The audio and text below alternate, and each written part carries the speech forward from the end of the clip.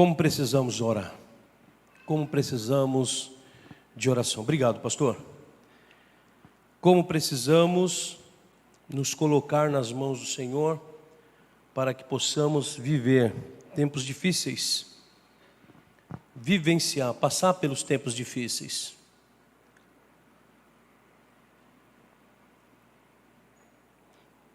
Você já está vendo o tema da nossa mensagem. Hoje nós vamos falar sobre solos para raízes fortes. Domingo passado nós falamos sobre ser enraizado em Cristo. Falamos um pouco a respeito de árvores que, mesmo estando próximo de um rio, as suas raízes, elas não chegam a ponto de alcançar os nutrientes necessários para um bom crescimento. E hoje nós vamos falar da importância de um bom solo. E eu quero que você, em nome de Jesus, abra sua Bíblia em Colossenses capítulo 2, o verso 6 e 7. É o mesmo texto que nós lemos na semana passada.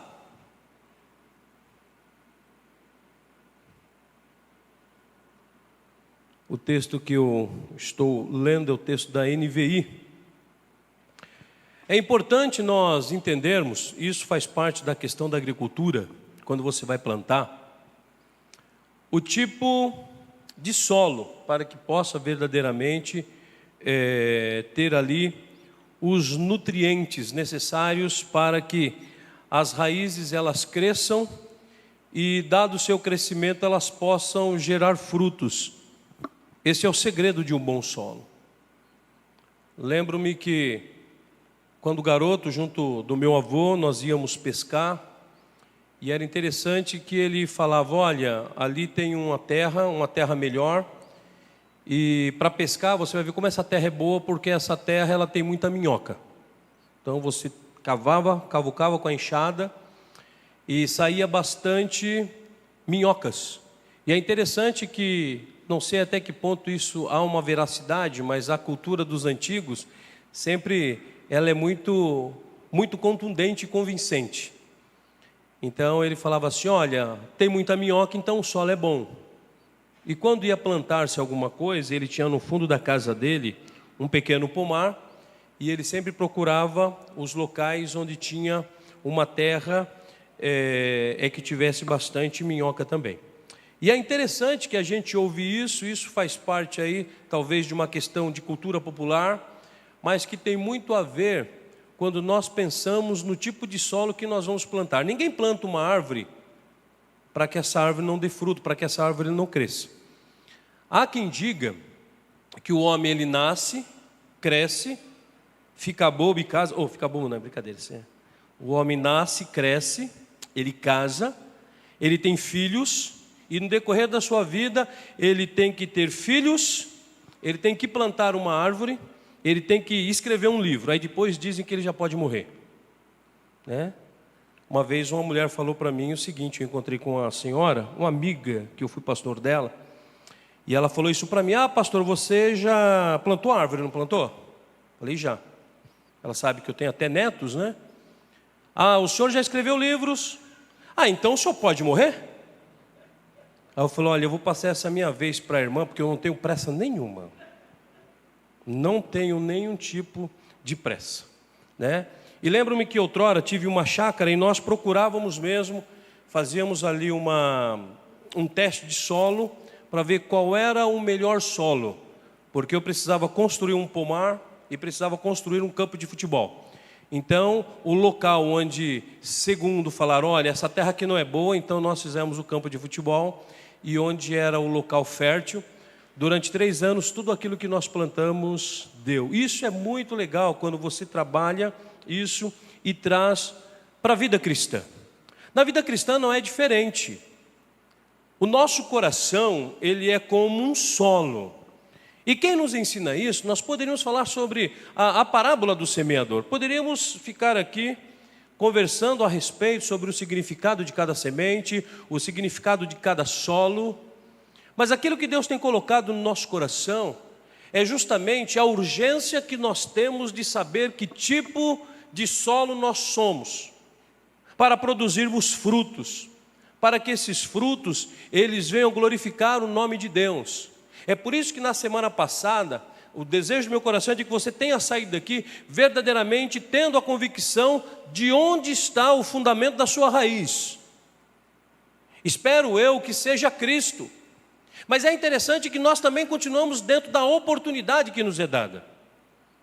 Se você saiu daqui com dúvida e falando, puxa vida, eu ainda não estou tão enraizado em Cristo assim, você tem a oportunidade para isso. Então, os dias que Deus ele tem concedido a nós, enquanto igreja, são tempos de oportunidade. Por isso que é bom orar. Buscar ao Senhor enquanto se pode achar.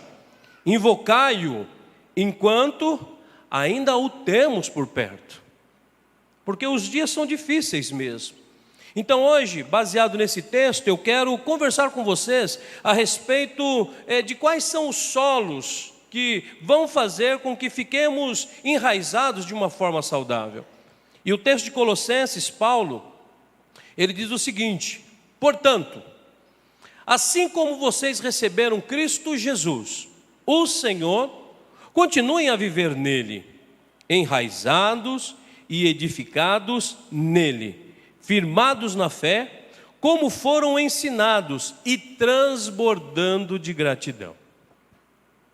Obviamente, disse isso na semana passada e torno a repetir, que se fosse para que pudéssemos trabalhar apenas esse texto, esse pensamento do Paulo, dado a ênfase que ele faz a determinada igreja de Colosso, dentro das suas necessidades, trabalhando com os cristãos ali de Colossos, só esse texto seria suficiente para nós falarmos a respeito de como nós precisamos estar edificados e enraizados em Cristo. Aqui há duas palavras muito especiais: enraizados e edificados.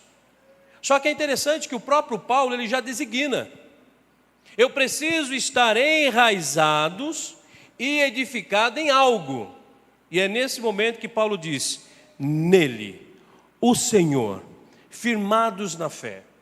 Isso quer dizer, querido, que eu não sou apenas firmado em Cristo quando eu estou na igreja, quando eu estou na reunião dos santos.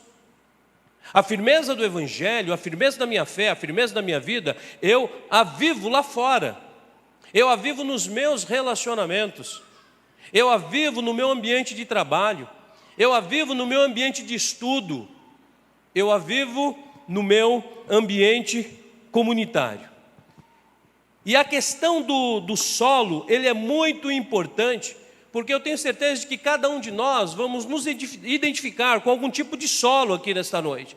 Porque o solo, ele é importante porque ele vai fazer com que a raiz cresça, com que a raiz se desenvolva, com que essa raiz faça com que os frutos sejam gerados e que esses frutos possam permanecer. E é interessante que, de acordo com as estações, existe também a mudança de diferença em relação aos solos. E de acordo com as estações do ano, os próprios solos eles vão produzindo nutrientes diferentes, porém necessários, para que as plantas, nas 4 estações do ano, elas possam permanecer firmes e saudáveis. Trazendo isso para um lado espiritual, eu penso que nós precisamos ter aquilo que eu chamo de um dos solos fundamentais para a nossa vida, para o nosso crescimento. O primeiro solo, o solo da intimidade. E o que é isso? Quando nós pensamos em intimidade, lembro-me que ao escrever, eu pensei no Salmo 91. Mas não aquele Salmo 91 que fica estatelado na Bíblia de páginas amarelas abertas, como se fosse ali alguma coisa que ia livrar a casa de algo mal. Eu penso na forma em como o salmista, ele se remete ao Senhor, quando ele olha para Deus, ele sabe, ele descobre, ele vivencia que em Deus ele tem um abrigo seguro. Então no Salmo 91 ele diz: aquele que habita no abrigo do Altíssimo e descansa à sombra do Todo-Poderoso pode dizer ao Senhor: Tu és o meu refúgio, Tu és a minha fortaleza, Tu és o meu Deus em quem eu confio. Isso é o Salmo 91. Aquele salmo que muitas vezes nós o repetimos em momentos de adversidade. Aquele salmo que muitas vezes nós colocamos atrás da nossa porta como se servisse para alguma coisa. Mas a palavra de Deus, ela tem que estar, como diz a própria Bíblia, a palavra de Deus está perto de ti, na tua boca e no teu coração. Esta é a palavra da fé que pregamos. Paulo ensina isso. E nós precisamos ter a palavra como regra de fé e prática, e ela precisa estar sim na nossa boca, ela precisa estar sim no nosso coração, ela precisa estar sim na nossa convivência e nos nossos relacionamentos diários. E quando pensamos nesse solo da intimidade, nós precisamos entender aquilo que nós acabamos de fazer, que é a oração. Existe aquilo que podemos dizer que é uma oração subjetiva. E o que é a oração subjetiva? Aquela oração que eu oro simplesmente por orar. Aquela oração que em muitos momentos não há efeito nela. Porque nós apenas oramos por orar. Nós não sentimos nada por orar. É aquela oração, Senhor, tu sabes, amém? Aquela oração que você vai almoçar, vai jantar, vai tomar um lanche, você fala, Senhor, faça mal, faça bem, em nome de Jesus, amém? Você não ora com propósito, é apenas para cumprir tabela. E quando nós pensamos nesse solo de intimidade, quando nós pensamos nesse Deus e queremos habitar, que Ele nos abrigue, queremos descansar à sombra desse Deus Todo-Poderoso, nós precisamos entender que a oração que quebranta o coração de Deus é a oração intencional. É aquela que nós temos o desejo de buscar. É aquela oração que eu não oro porque eu estou em dificuldade. É aquela oração que eu apenas não dobro o meu joelho quando eu estou no desespero, mas aquela oração que faz parte da nossa vida, do nosso relacionamento com Deus.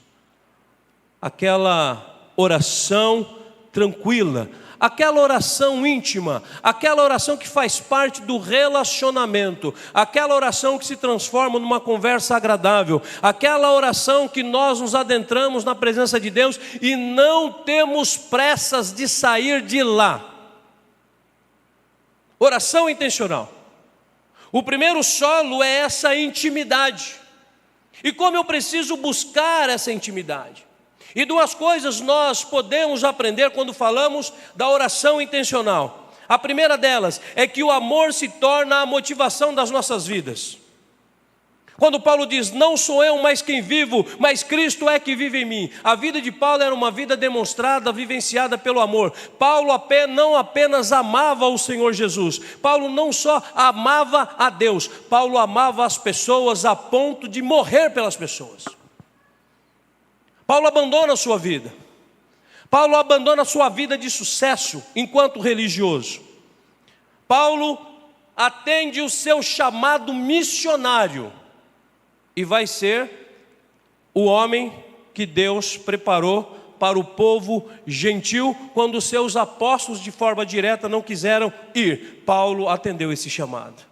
E é interessante que o amor ele se torna essa motivação e tudo que nós fazemos porque nós amamos a Deus.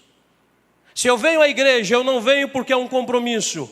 Se eu venho à igreja, se eu venho à escola dominical, eu não venho porque de repente alguém pode pegar no meu pé. Eu venho porque eu amo a Deus. E quando eu amo a Deus, eu amo estar com os meus irmãos, porque são os meus irmãos em Cristo Jesus. Intimidade é relacionamento. Intimidade faz parte de atitudes. A segunda coisa que nós aprendemos nesta oração intencional no solo da intimidade é que Deus nos mostra a história que Ele está revelando na terra e Ele nos prepara para o nosso papel no seu plano. É interessante como muitas vezes nós encontramos com pessoas e as pessoas falam, olha, a minha vida está assim, eu não estou entendendo nada, eu não estou entendendo o que Deus tem para mim. Talvez a resposta ela pode ser um tanto subjetiva. Quando você fala, ora irmão, mas é a melhor coisa a se fazer. Ora, busque ao Senhor, leia a Bíblia, tenha um relacionamento íntimo com Deus. Das 24 horas do seu dia, quanto tempo você gasta com o Senhor? Quando nós temos essa intimidade com o Senhor, quando nós preparamos o solo do nosso coração para vivermos essa intimidade, querido, nós conseguimos enxergar qual é o plano de Deus para a igreja, qual é o plano de Deus para a minha família, quais são os planos de Deus para as minhas finanças, quais são os planos de Deus para os meus negócios, quais são os planos de Deus, querido, para a minha vida particular. E ainda que possamos não entender no momento, mas o Senhor Ele vai dizer, olha, não se prepara, porque eu não pulo etapas, eu vou preparar para que todas elas se cumpram na sua vida. É por isso que a vida de oração ela é imprescindível. É por isso que prepararmos o nosso coração como um solo de intimidade é algo especial e é um presente de Deus para nós. Jesus leva isso tão a sério que em Mateus capítulo 6, verso 6, ele diz o seguinte: quando você for orar, vá para o seu quarto, feche a porta e ore ao seu Pai que está te contemplando, te vendo de forma secreta. Então o seu Pai que te vê no secreto, Ele vai o quê? Te recompensar. Jesus está nos ensinando isso. Jesus vivia uma vida de intimidade com Deus. O maior exemplo que nós podemos ter na Bíblia de oração, existem inúmeros exemplos. Elias ora e o fogo desce. Josué ora e o sol para. Jesus orava, as pessoas eram curadas. Quantas coisas extraordinárias a Bíblia nos apresenta como resposta de oração. E o que eu quero que você saia daqui compreendendo nesta noite, querido, que isso não foi só para aquele tempo. O mesmo Deus que foi o Deus de Josué, o mesmo Deus que foi o de Elias, o mesmo Deus que foi o de Moisés, o mesmo Deus que trabalhou junto com o Filho Jesus Cristo, é o mesmo Deus e Senhor da minha e da sua vida. Ele é o Deus e o Senhor desta igreja, e o que Ele mais quer é que possamos crer de forma a contemplar esses milagres acontecendo novamente. Milagres na coletividade, mas milagres na nossa individualidade. Há um poder de Deus sobre a sua vida. Há um poder de Deus. E eu gostaria que você pudesse olhar para quem está do teu lado de forma bem firme e dizer para ela o seguinte: há um poder de Deus na sua vida, e esse poder de Deus é a oração. Diga para a pessoa que está do teu lado, querido. Há um poder de Deus. E é interessante que quando se trata da oração, o poder, existem duas palavras que designam poder na Bíblia. Uma dessas palavras, uma é dunamis, que é de dinâmico, que vem de dinamite, algo explosivo, algo que impacta, algo que assola, algo que pode causar uma destruição, dunamis. E há uma outra palavra que é exousia. Exousia significa aquele poder para fazer, aquele poder para testemunhar. Quando a Bíblia retrata no poder que há na oração, ela fala do poder dunamis, impactante, explosivo, dinâmico. É por isso que orar é importante. É por isso que o solo da intimidade, ele é importante para a minha e para a sua vida. Por quê? Porque o Deus a quem servimos, Ele reserva coisas especiais, coisas íntimas, para serem encontradas por nós apenas no secreto. O secreto existe para quem é íntimo. Há segredos de Deus a serem revelados a mim e a você, querido, quando nós buscarmos ao Senhor. Quando nós verdadeiramente chegarmos a Ele, como nós começamos o culto, quebrantado o coração, move o coração de Deus, quebrantado o coração, traz o céu para nós. Por que traz o céu para nós? Jesus ele ora, seja feita a tua vontade, assim na terra como é feita no céu. Nós precisamos entender como é feita, como é realizada a vontade de Deus no céu. Eu sempre estou dizendo aqui, não quero me tornar repetitivo, porque eu quero que você grave isso, que nós não somos um ser físico vivendo uma experiência espiritual, nós somos o contrário disso. Nós somos um ser espiritual, criado à imagem e semelhança de Deus, vivendo uma experiência nesse mundo físico, porque nós não fomos criados para vivermos aqui na terra. Então nós precisamos conhecer um pouco mais do céu para o lugar onde nós vamos. Precisamos ter um pouco mais de interesse no céu. Às vezes queremos ser aqui o intelectual, queremos aprender, queremos falar vários idiomas, queremos fazer inúmeras faculdades e nós não sabemos muito sobre o céu. Isso me faz lembrar de um rapaz que estava no avião, um rapaz simples, crente, não tinha formação acadêmica nenhuma, conversava inclusive erradamente, fazendo um trocadilho com as palavras para poder se comunicar. E ele foi fazer a sua primeira viagem de avião. E ele fica deslumbrado com o avião. O avião sobe, ele fica crente simples, vida simples. E senta-se um magnata do lado dele. E o homem vê aquele jovem todo impressionado porque estava fazendo a sua primeira viagem de avião. E diz: por que você está impressionado? Ele falou: porque é a minha primeira viagem de avião. Ele falou: olha, então eu vou ensinar algumas coisas para você. E ele começa a ensinar, dada a experiência que ele tinha de muitas e muitas horas de voo, e começa a dizer como que funcionava o avião, como que era uma cabine do piloto, e começou a falar um monte de coisa para esse jovem. Esse jovem ficava assim, atento a toda aquela explicação. Aí de repente, ele falou assim para aquele jovem: olha, e você, o que você sabe? Qual é a tua formação? Ele disse: eu não tenho formação alguma, eu não sei nada. Não sei absolutamente nada disso que você está me dizendo. Ele falou: você não tem nada? Nós estamos aqui trocando experiências. Eu passei uma experiência para você. Comunicação é troca de experiência. Você não tem nada para dizer diante daquilo que eu disse para você? Porque se você me perguntar tudo a respeito do avião, tudo a respeito desse avião para baixo, inclusive geografia e história, eu vou saber te ensinar. Aquele jovem, creio eu, tomado pelo Espírito Santo, ele olha e fala: olha, moço, realmente, desse avião para baixo eu não sei te explicar absolutamente nada, eu sou totalmente leigo. Mas aquilo que o senhor quiser saber, deste avião para cima, eu posso te explicar. Parece ser um exemplo muito simples, mas isso chama-nos a atenção, porque precisamos estar sempre preparados para dar razão da fé que há em nós.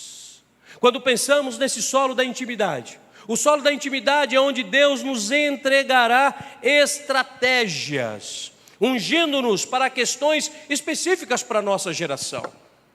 Você já parou para pensar, querido, qual é a proposta de Deus com relação à sua vida para essa geração? Você já parou para pensar qual é a proposta de Deus para a tua vida no colégio onde você estuda, na faculdade, no seu trabalho? No seio familiar, onde pessoas ainda não conhecem o amor de Deus, onde infelizmente há muitas pessoas vivendo mais um convencimento do Evangelho do que propriamente uma conversão verdadeira. Nós precisamos entender realmente qual é a proposta que Deus tem para nós. Porque uma das coisas que eu não canso de dizer, e vocês vão me ouvir sempre quando tiver a oportunidade de falar: Jesus está voltando. Eu não sei se isso traz alegria para o seu coração ou traz preocupação. Para mim traz muita alegria, muita alegria. E aí eu quero compartilhar algumas coisas importantes a respeito deste solo da intimidade. Primeiro, ore. Gere palavras através da oração. A palavra, a conversa, a oração, ela precisa ser um combustível para a sua vida. Assim como o carro precisa de gasolina, de álcool, de diesel para andar, querido, nós, enquanto cristãos, nós precisamos da oração para nos locomover. Nós precisamos orar pelo que Deus já disse na sua palavra. Deus não é homem para mentir, nem filho de homem para que se arrependa do que fala. Nós precisamos crer na palavra de Deus. Uma outra coisa é que através da oração eu preciso mudar a minha forma de falar, porque muitas vezes nós falamos coisas que Deus não está dizendo. Há muitos crentes falando coisas que Deus não disse. E nós precisamos, através da nossa vida de oração, do nosso conhecimento da palavra de Deus, falar verdadeiramente aquilo que Deus, Ele disse. Porque quando o Senhor fala, e Ele já falou tantas e tantas coisas na sua palavra, nós não temos mais permissão para podermos dizer nada que Ele não falou. Uma das coisas que condenavam-se os falsos profetas é justamente usar o nome de Deus de forma vã. Uma das coisas que precisamos tomar cuidado. Então mudemos, pois, a nossa forma de falar. Uma terceira lição que eu aprendo a respeito do solo da intimidade, querido: torne a palavra de Deus primordial, fale dela, viva ela. E eu quero comparar a palavra de Deus muitas vezes com uma gestação. A mulher, quando ela faz o exame, e nesse exame deu lá positivo que ela está grávida. Ela não deixa para conversar e falar da sua gestação lá para o 6º ou 7º mês. O que ela faz? Ela já sai anunciando, ela já sai celebrando, ela vai ligar para o marido, ela vai ligar para as amigas. Aliás, o marido é o primeiro que recebe a ligação, né? O marido é o primeiro. O marido já fica também, já liga para um parente, já liga para uma pessoa, já liga para o outro. Ou seja, é tempo de celebração, querido. Da mesma forma, nós também precisamos entender que a palavra de Deus tem que ter esse efeito. A palavra de Deus, ela é impactante, e da mesma forma que ela impacta a minha, a sua vida, ela precisa também impactar a vida dos demais. Fale da palavra de Deus, impacte a vida das pessoas, impacte. É aquilo que Paulo ele fala para o Timóteo, né? Ele fala: prega, comunique a palavra, converse com as pessoas, cite a Bíblia a tempo e fora de tempo.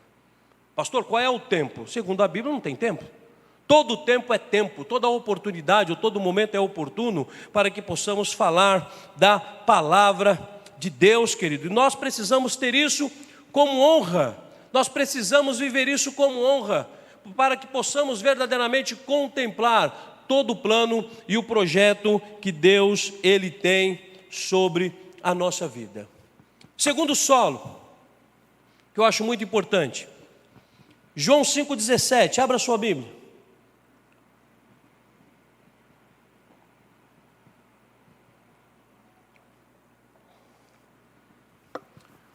Pedi para você abrir sua Bíblia para eu poder beber uma água, para você não ficar olhando para mim, tá vendo? Aí você vai se familiarizando com a sua Bíblia.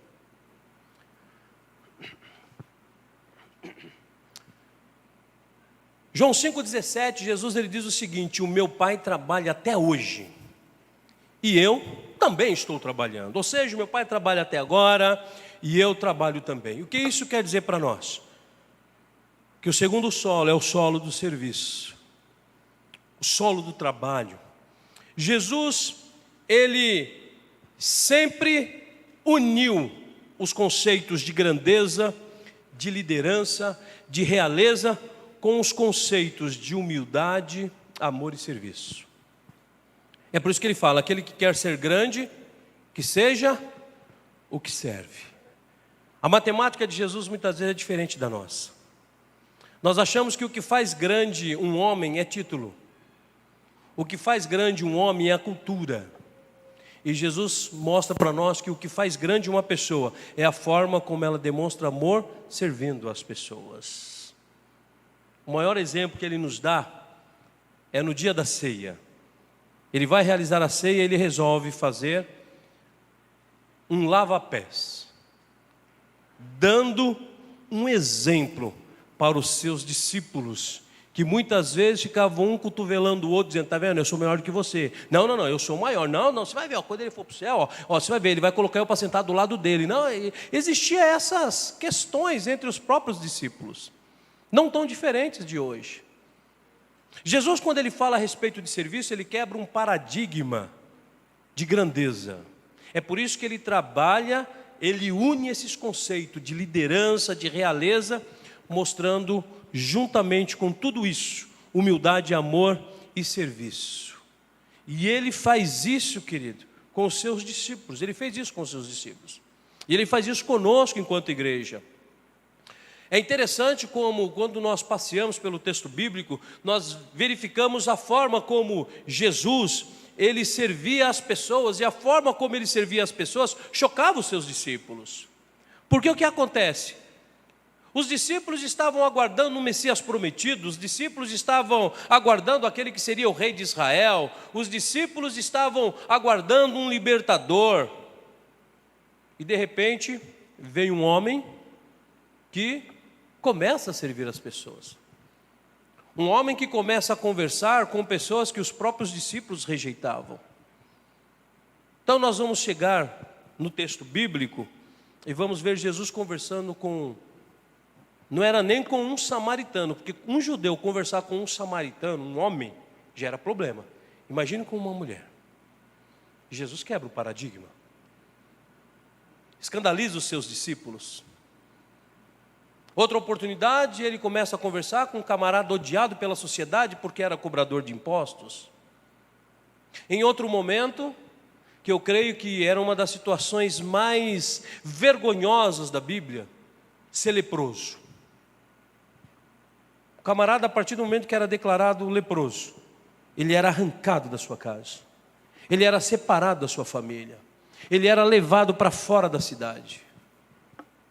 E todas as vezes que ele precisava atravessar de um lado para o outro, que ele tinha que passar onde haviam pessoas, ele tinha que vir gritando lá da ponta: leproso, leproso, leproso, leproso, leproso. As pessoas iam se afastando e ele ia gritando: leproso, leproso, até que ele pudesse atravessar.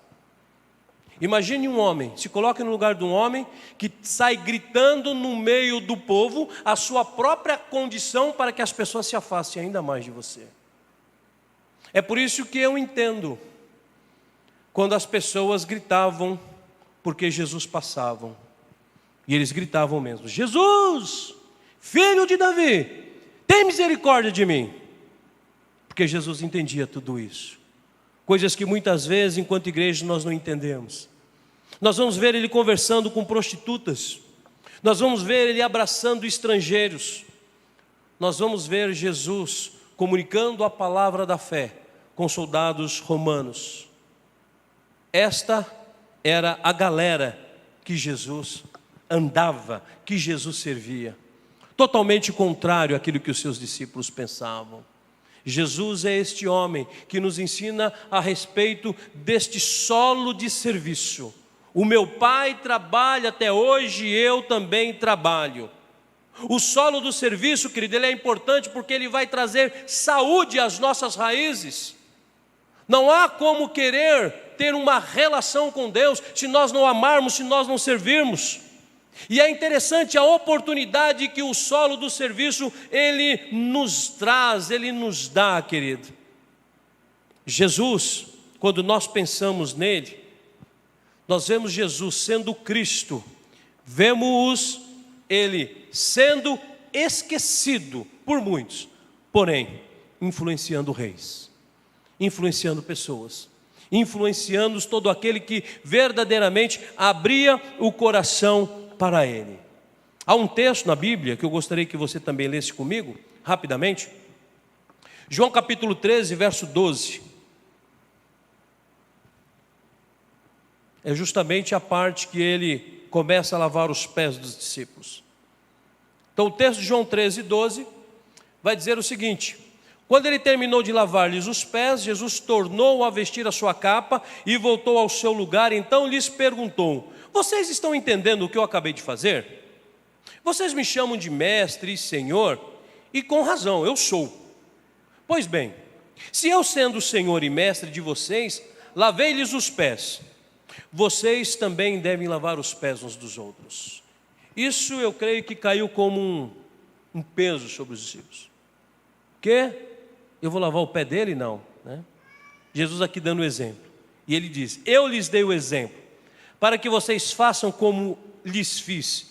Digo-lhes verdadeiramente que nenhum escravo é maior do que o seu senhor, como também nenhum mensageiro é maior do que aquele que o enviou.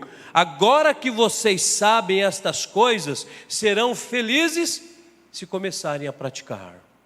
Serão felizes se começar a praticar. Olhem aqui para mim.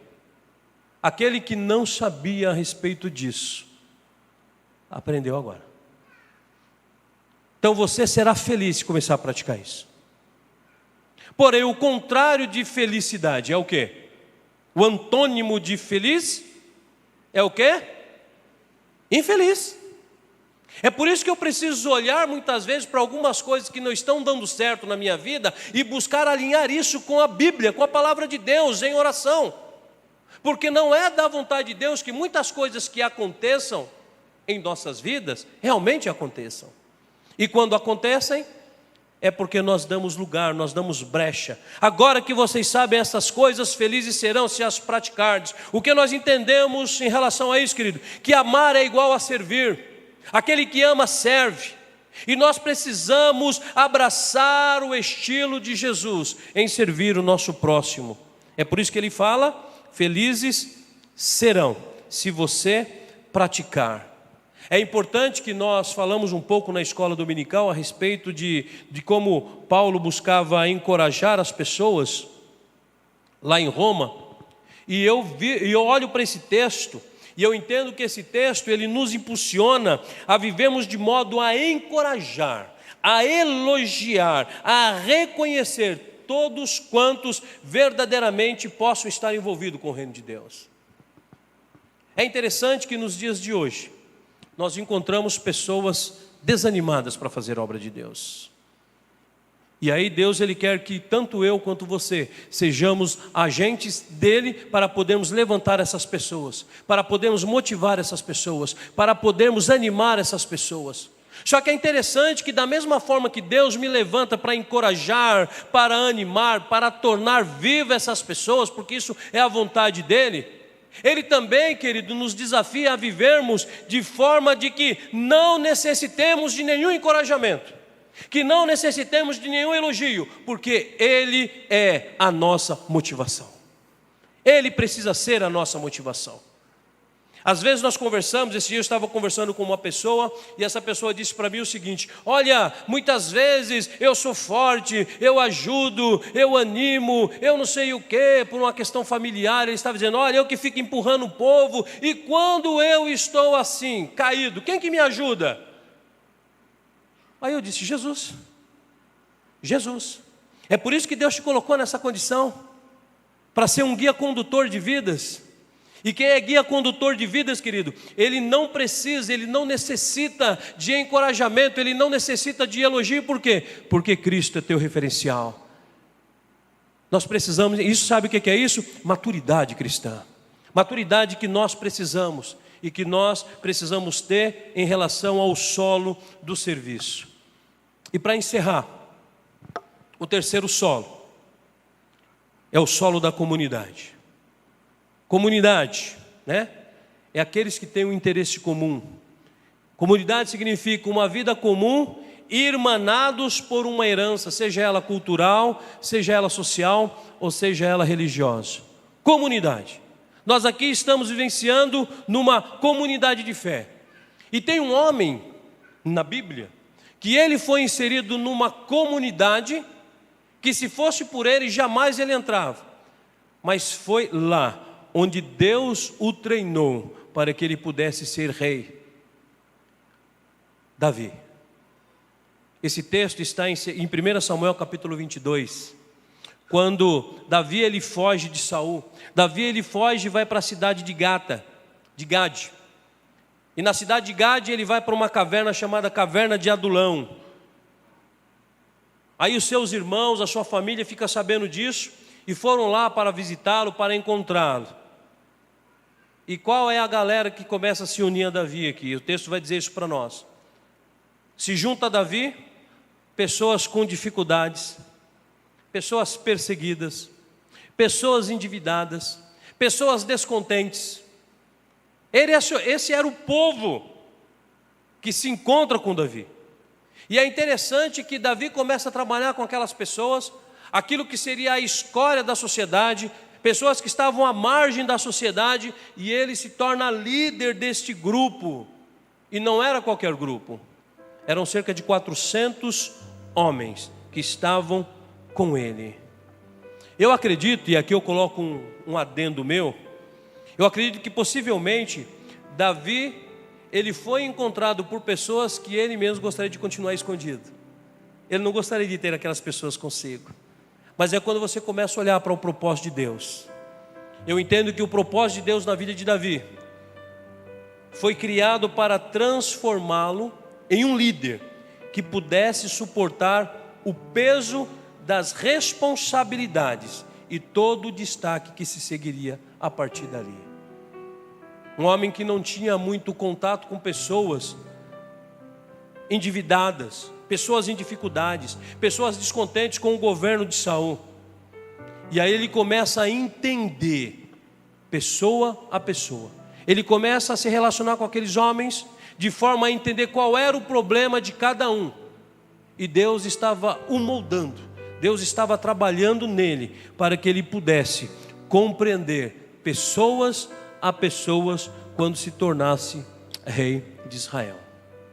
Talvez hoje você possa estar inserido em uma comunidade, que de repente você pode dizer, olha, eu não sei por que eu estou aqui. Coisa simples. De repente você pode ter sido trocado de classe lá na faculdade. De repente você foi mudado de seção lá no seu trabalho. E você não entende, por que eu fui mudado? Por que eu fui trocado? Porque Deus te coloca no meio de uma nova comunidade, para que você possa se enraizar, para que você possa verdadeiramente ser uma influência positiva na vida das pessoas que ali estão. Porque eu posso garantir para você que a vida comunitária, ela é muito surpreendente, porque nós temos uma grande oportunidade que Deus nos concede, de nos relacionarmos com pessoas totalmente diferentes da gente, pessoas que pensam diferente de nós, pessoas que vivem diferente de nós, pessoas que têm experiências de vidas muito diferentes de nós. E é interessante que Jesus, ele se relacionava com todas essas pessoas. E é por isso que Jesus, ele nunca andava sozinho. Jesus, ele não era um camarada solitário. Diferente da sociedade de hoje, que vai separando as pessoas, que vai colocando cada qual no seu quadrado. As pessoas vão aprendendo a viver a sua individualidade. E muitos dizem, antes só do que mal acompanhado. Antes uma vida comunitária do que sozinho. Nós precisamos mudar alguns argumentos que nós aprendemos. De acordo com a própria psicologia e a psicanálise, não é muito bom você ficar muito tempo sozinho. Ficar só por muito tempo te leva ao isolamento. O isolamento, ele gera em você o que? Tristeza. A tristeza vai trazer sobre a sua vida uma grande insatisfação. E é justamente da insatisfação com a vida que gera a depressão. São os passos para a depressão. Começa com isolamento. Começa com querer ficar sozinho. Viver em comunidade, querido, promove contato com pessoas muito especiais. Já fui pastor de igrejas grandes, já fui pastor de igrejas comunitárias, igrejas em beira de comunidade, onde para que pudéssemos fazer trabalho evangelístico, nós já tínhamos até uma certa amizade com o pessoal que cuidava do tráfico da região. E quando alguém barrava, a gente tinha, não era uma carteirinha, apenas as palavras, falava assim, ó, o fulano me permitiu passar por aqui. Aí alguém falava pra gente assim, então me fala, como que é o fulano? Ó, o fulano é assim, assim, assim. Ah não, é ele mesmo, então você pode passar. E no meio dessa comunidade, no meio por trás de barracos, andando, atravessando ali córregos, onde corre-se esgotos, nós conhecemos pessoas muito especiais. Conhecemos pessoas que entregaram a vida para Jesus. Através de conversas, essas pessoas mudaram a sua forma de ver a vida. E Deus as abençoou. Vida comunitária na igreja. Nós precisamos viver isso, querido. Por quê? Em primeiro lugar, a igreja como comunidade, ela nos faz crescer como pessoa. É por isso que às vezes eu instruo alguns adolescentes da igreja. Eu falo para eles o seguinte, você tem amizade com todo mundo? Não, eu não sei, eu fico assim, não, você precisa ter, são seus amigos. Porque adolescente principalmente, eles são muito assim, né, arisco.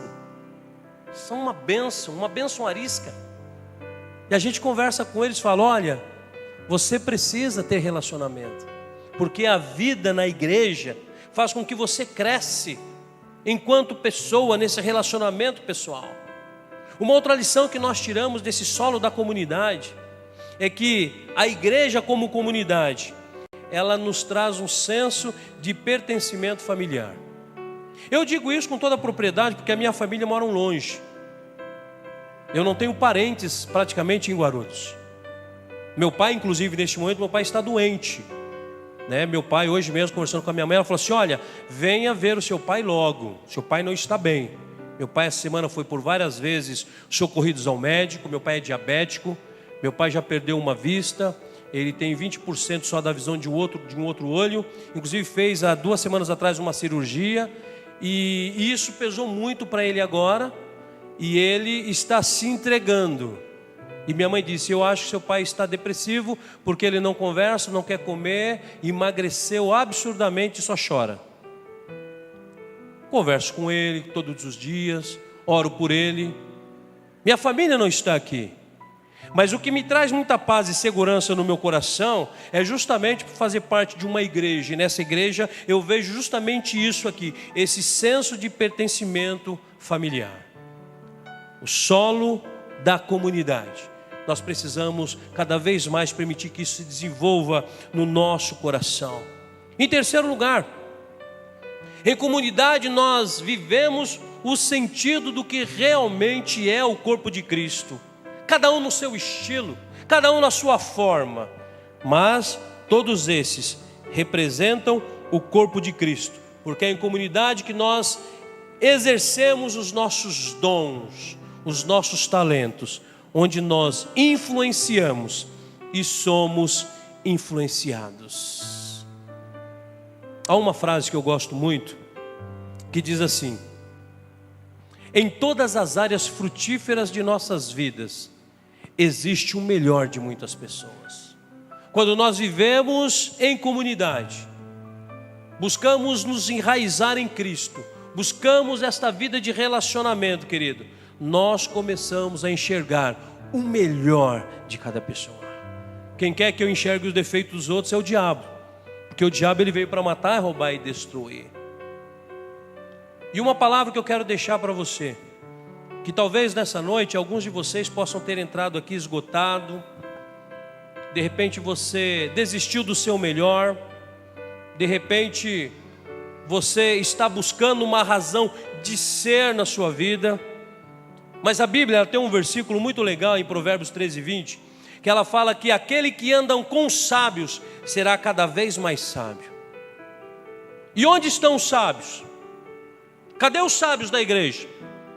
É só você olhar do seu lado e você vai ver que sabedoria preciosa há nesse irmão, nessa irmã, nesse jovem e nessa jovem que está do seu lado, querido. Não é apenas Deus quem revela as áreas que precisamos enxergar de necessidade.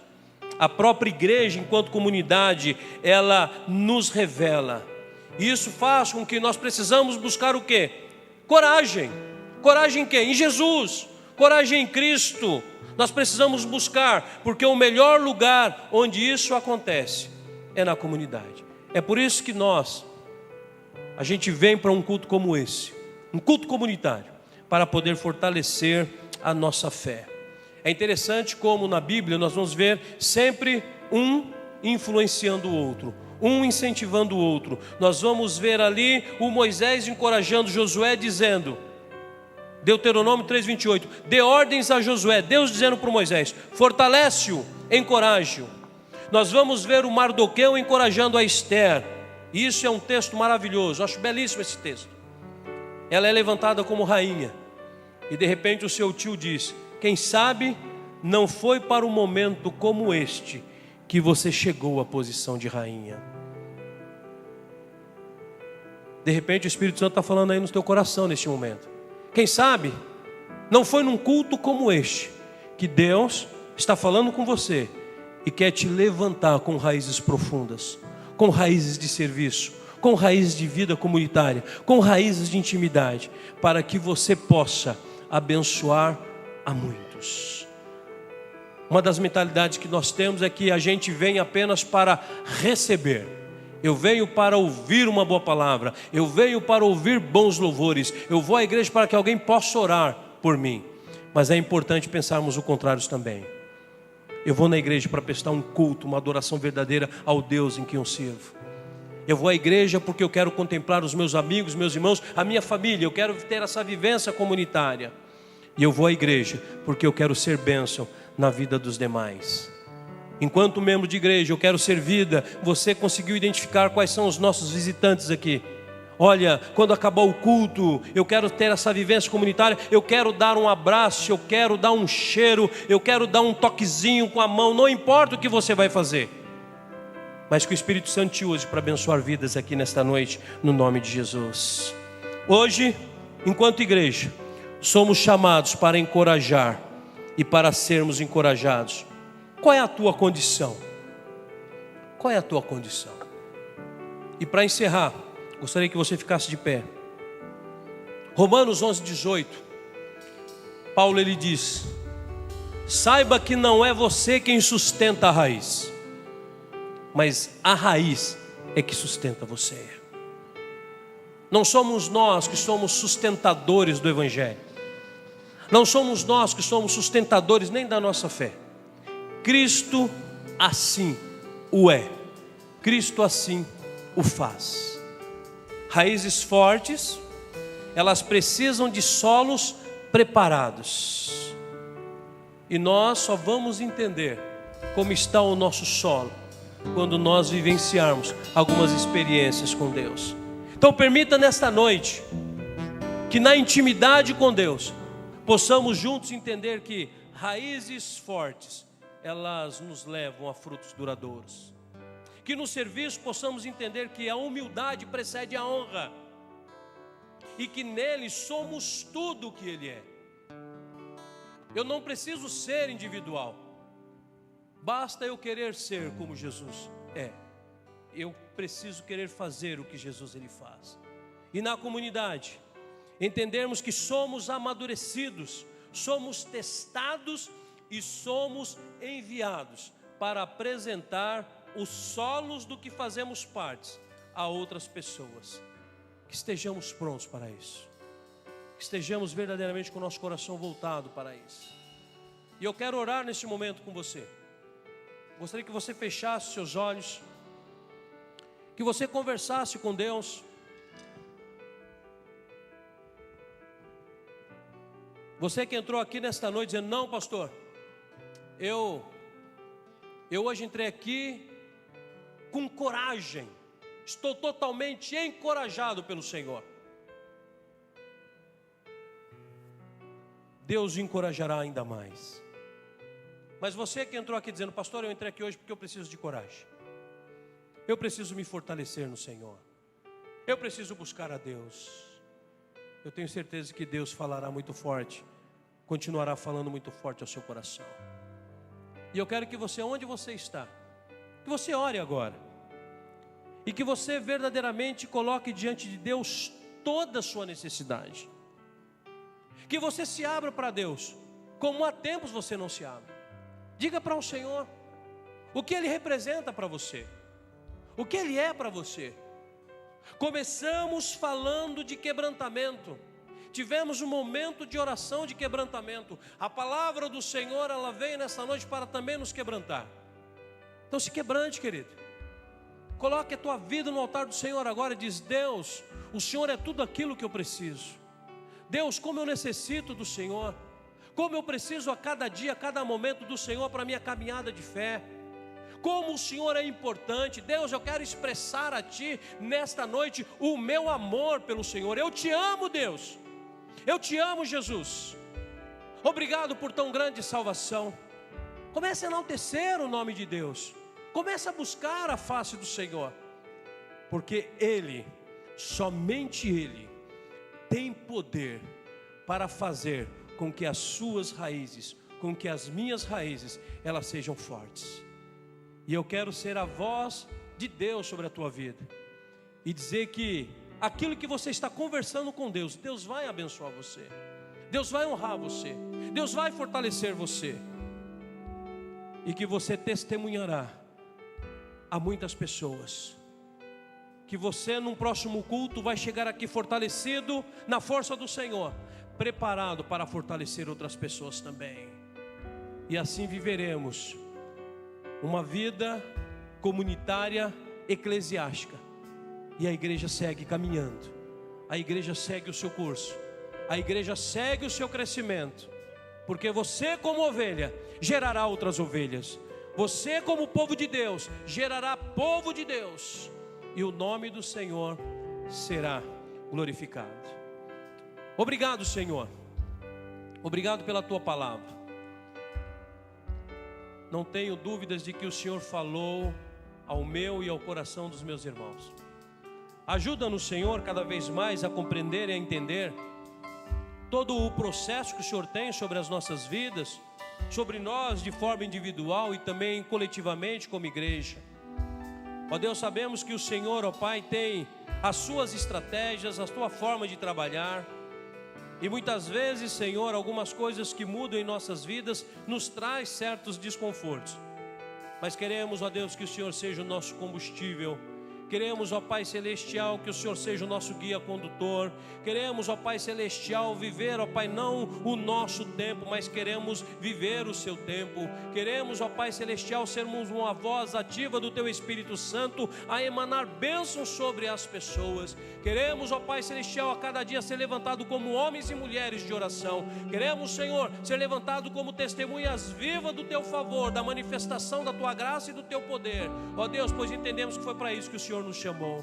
Que o Senhor continue fortalecendo a tua igreja, que o Senhor continue falando a tua igreja, que o Senhor continue dando crescimento à tua igreja, que o Senhor continue manifestando a tua graça sobre a tua igreja, e que o teu povo possam viver milagres da parte do Senhor, porque o Senhor é o Deus de cada um deles, Pai. No nome de Jesus, receba, Pai, nesta noite o nosso culto, receba a nossa adoração, o qual fazemos em nome de Jesus. Amém.